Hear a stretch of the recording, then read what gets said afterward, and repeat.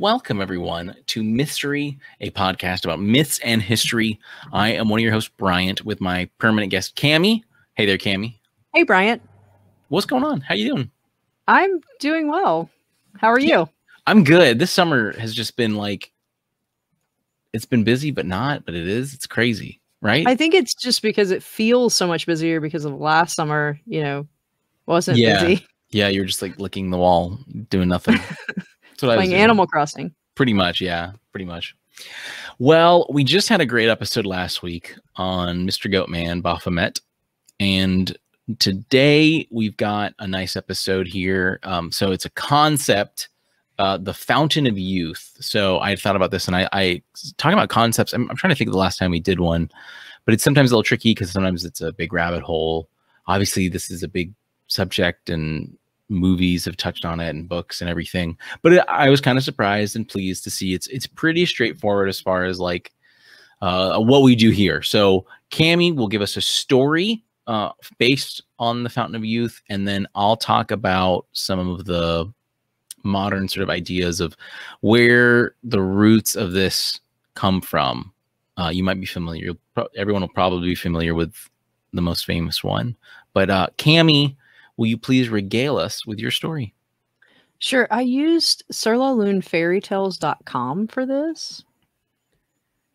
Many years ago, a woodcutter worked very hard every day to buy rice and radishes to feed himself and his wife. They had so little that they could not afford children, but they started to regret this in their old age. Day by day, this man went about his business of cutting brush to sell. Some days he would have enough to buy rice wine, and on those days he liked to venture deep into the woods to drink. On one such day, he found a beautiful body of water that seemed so refreshing. He decided he would take his rest there. He splashed water on his face and then drank deeply of the spring. When he looked at himself in the reflection of the water, he did not seem to have any wrinkles, though he was very old. Then he got in for a swim, and when he ducked under the surface and came back up, he had a head full of hair, where he used to have none. So excited by his find, he hurried home faster than he had run in many years and told his wife of the good news. The wife followed him to the water, and when she sank down to her knees before it, she marveled at the beautiful color of the spring.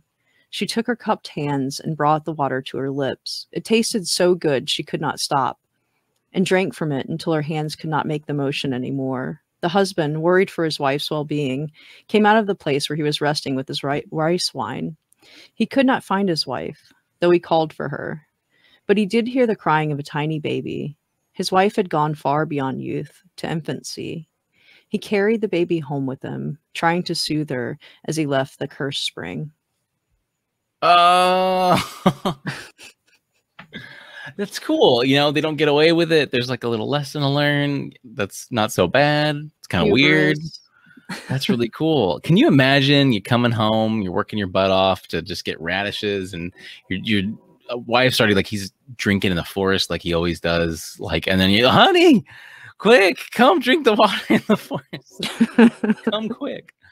That is a great story. So I was saying before we started the show, I was glad that Cammy brought up this story, because when I was doing my research, which it's kind of hard because this is like a really popular subject because of Juan de Ponce de Leon, the supposed sort of founder of Florida as we know it during the age of exploration, is credited with this as well. There's a story of that, and I'll get in that in a minute. And there was a couple others, but it's really straightforward. And I was like, there must be, more stories, but everyone and their mom who has a blog has written about Ponce de Leon, and that's what like is clogging up this. So it was really cool though when Cammy told me that she was doing this, and the story comes to us in a really interesting way. So I'll touch on that before I go on the rest. And that's through this man who, when he was born, his name was Patrick Lafcadio Hearn. He changed his name to Koizumi Yakumo. He was actually a Greek-Irish man born in Greece who made it to America, but then went to Japan. He died in 1904.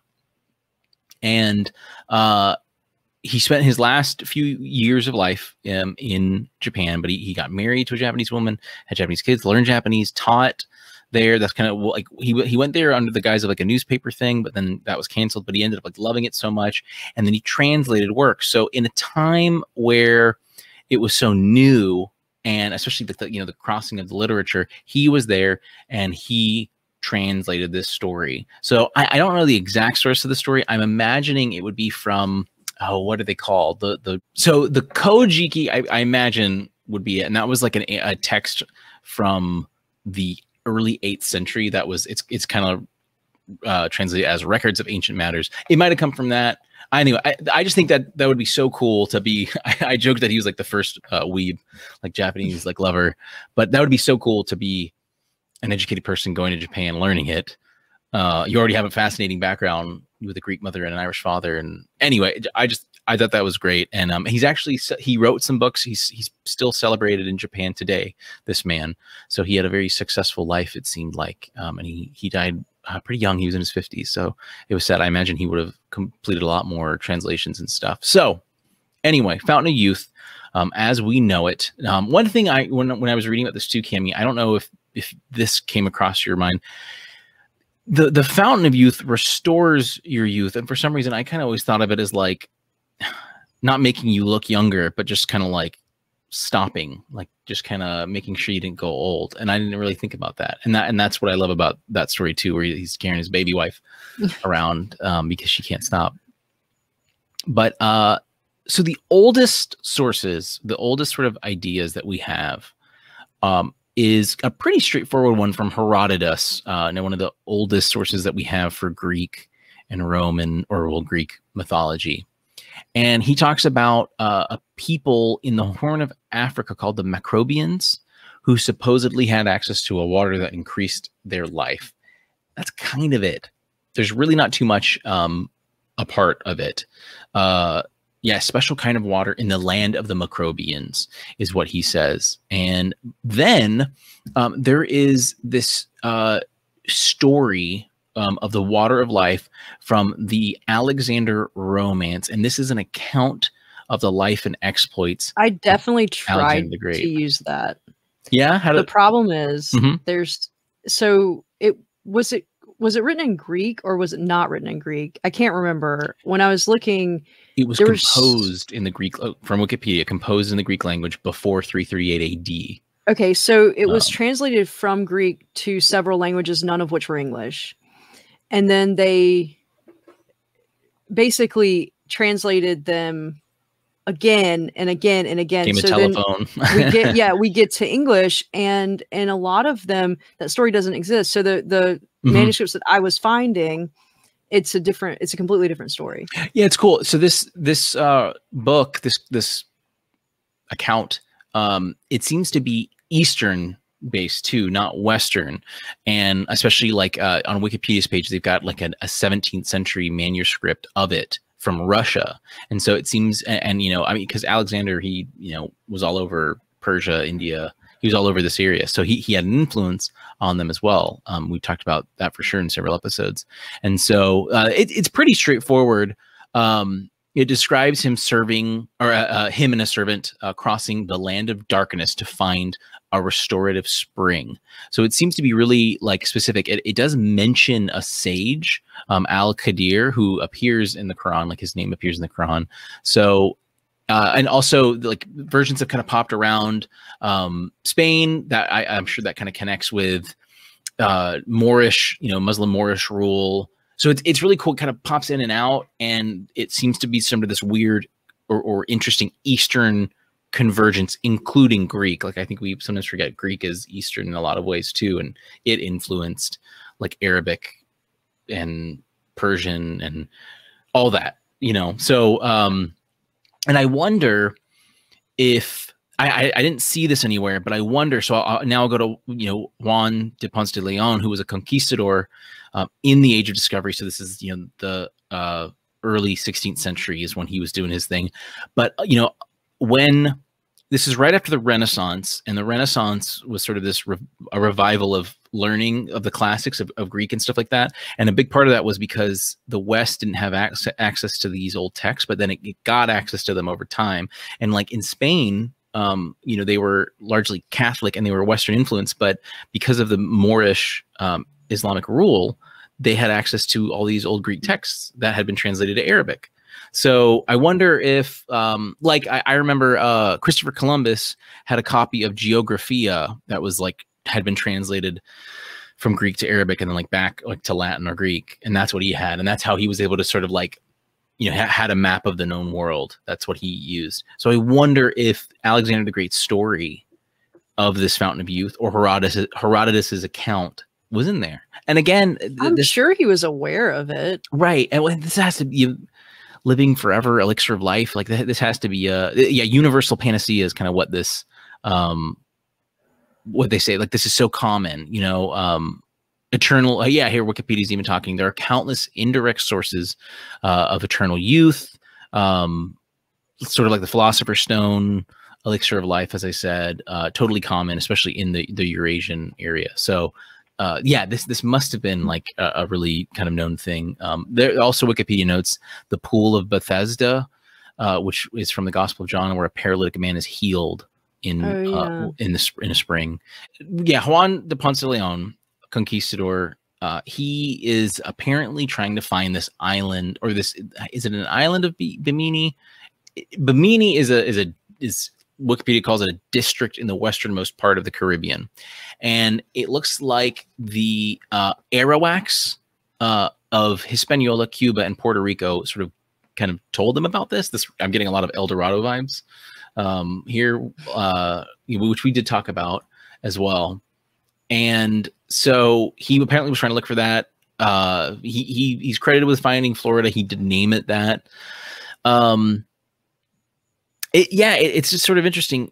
The story didn't really get tied to him until after his death, though. But there are some areas.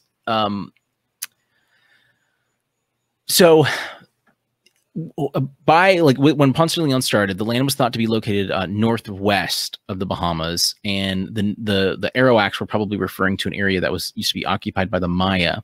And there are actually these wells in the area that he was searching that have a particularly high, or that are particularly high in calcium and magnesium, which actually kind of do show longevity. So like it could literally kind of, if we're like trying to like go with it, the Arawaks could have like known these people that you know, were related to the Maya and just lived a really long time. And it's because they were bathing and drinking this water that was high in magnesium and calcium. And they were just like, it's got really good skin. I don't know what's going on over there with those people in the Bahamas.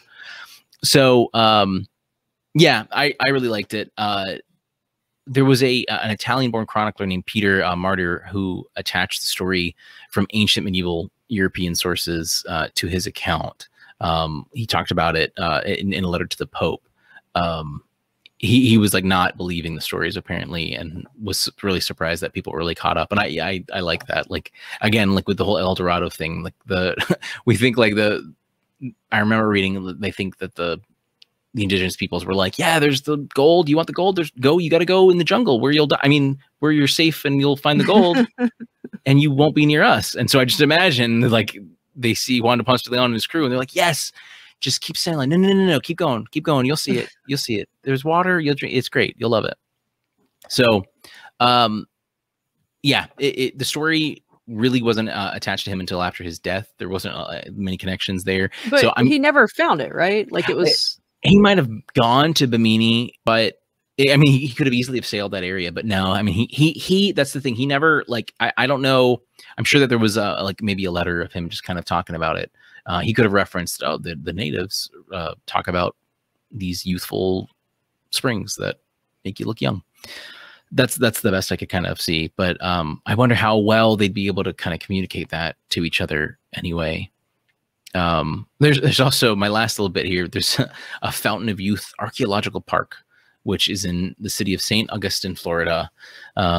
It's a tribute to the spot where Ponce de Leon was supposed to have landed, according to their promotional literature, although there is no historical or archaeological evidence to support it. So he might have been there. Who knows?